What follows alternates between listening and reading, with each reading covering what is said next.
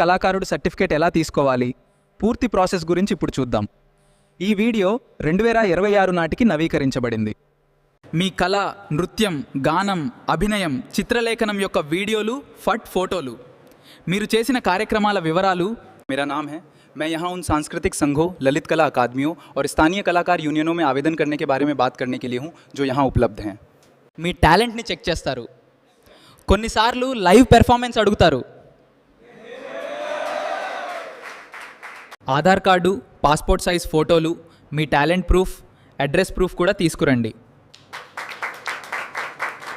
Verification తర్వాత మీకు artist certificate ఇస్తారు.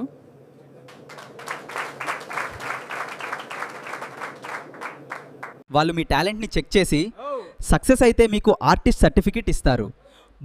ఇంకా ఇలాంటి వీడియోస్ కోసం ఫాలో అవ్వండి.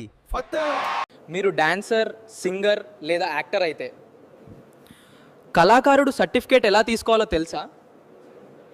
ముందుగా మీ టాలెంట్ వీడియోలు రెడీ చేసుకోండి.